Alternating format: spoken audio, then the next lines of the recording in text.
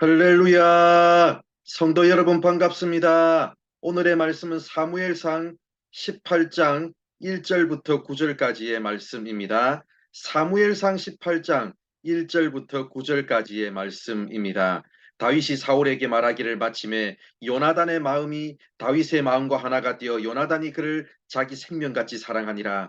그날에 사울은 다윗을 머무르게 하고 그의 아버지의 집으로 다시 돌아가기를 허락하지 아니하였고 요나단은 다윗을 자기 생명같이 사랑하여 더불어 언약을 맺었으며 요나단이 자기가 입었던 겉옷을 벗어 다윗에게 주었고 자기의 군복과 칼과 활과 띠도 그리하였더라.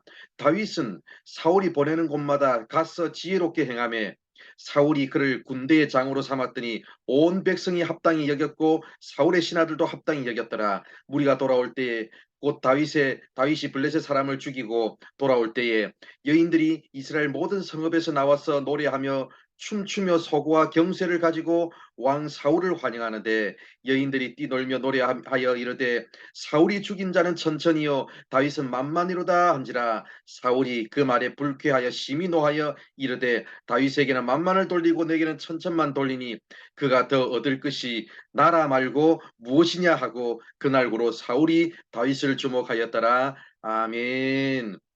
사울은 골리앗을 용감하게 쓰러뜨린 다윗을 마음에 들어 했습니다. 다윗을 궁전에 머무르게 하고 군대의 장으로 세워주었습니다. 그러나 아무리 마음에 들더라도 권력은 서로 나누어 가질 수 없는 것이 세상 사람들의 일반적인 가치관입니다. 이스라엘 군대가 전쟁에서 이긴 후 돌아올 때 여인들이 나와서 불렀던 노래가 사울의 분노를 샀습니다. 사울이 죽인 자는 천천히요 다윗은 만만이로다. 그날 이후로 사울은 다윗을 의심이 가득한 눈으로 지켜보기 시작했습니다. 그러나 요나단은 달랐습니다. 요나단은 다윗의 마음과 하나가 되어 자기 생명같이 그를 사랑했습니다. 심지어 자신의 신분의 상징인 겉옷과 자신의 생명의 상징인 군복과 무기까지 다윗에게 줄 정도로 다윗을 소중히 여겼습니다. 요나단은 앞으로 왕이 될 사람입니다. 그런 상황에서 다윗이 백성들의 칭송을 받는다는 것은 요나단에게는 유리할 게 하나도 없습니다. 요나단은 도대체 무슨 생각이 있어서 자신의 경쟁자가 될지도 모를 다윗을 그렇게 대했을까요?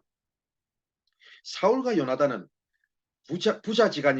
서로 부자지간이었음에도 불구하고 서로 가치관과 신앙관이 달랐습니다. 사울에게는 믿음이 없었고 요나단에게는 하나님을 향한 믿음이 있었습니다. 요나단은 하나님을 향한 믿음이 있었기 때문에 하나님의 절대 주권의 빛 아래에서 지금 정계가 돌아가는 흐름을 바라보는 눈이 있었습니다. 지금 이 흐름이 만약 하나님께서 주관하시는 일이라면 나도 그 흐름에 순종해야 된다는 생각을 했기 때문에 요나단의 태도가 사울과 달랐던 겁니다.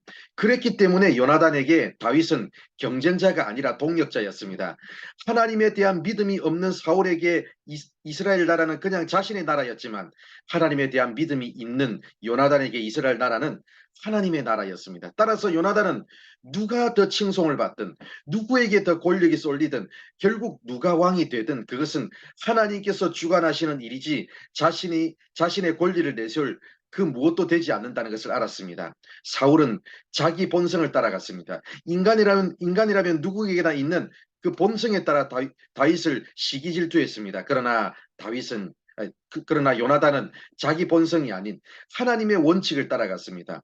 다윗과 자신은 서로 시기 질투해야 되는 관계가 아니라 하나님의 나라를 위해서 함께 동력해야 되는 관계이며 함께 동력하는 가운데 하나님께서 누구를 왕의 자리에 앉히든 그것은 하나님이 하시는 일이기에 하나님께 순종해야 한다는 것이 요나단의 생각이었습니다. 사랑하는 성도 여러분, 우리는 나의 일을 하는 것이 아니라 하나님의 일을 하는 사람들입니다. 우리는 나의 나라를 세워나가는 사람들이 아니라 하나님의 나라를 세워가는 사람들입니다. 우리는 서로 누군가가 먼저 죽어야 내가 사는 사람들이 아니라 같이 함께 더불어 살아야 하는 사람들입니다. 우리는 서로 경쟁자가 아니라 함께 하나님의 나라를 세워나가는 동력자들입니다. 함께 하나님 나라를 세워가는 중에 내가 생각하는 방향, 나의 의견이 채택되지 않을 수도 있고 내가 보기에는 저건 아닌데라고 생각하는 다른 사람들의 생각이나 의견이 채택될 수도 있습니다. 함께 하나님 나라를 세워가는 중에 나의 영향력은 줄어들고 다른 사람들의 영향력이 더 확대될 수도 있습니다.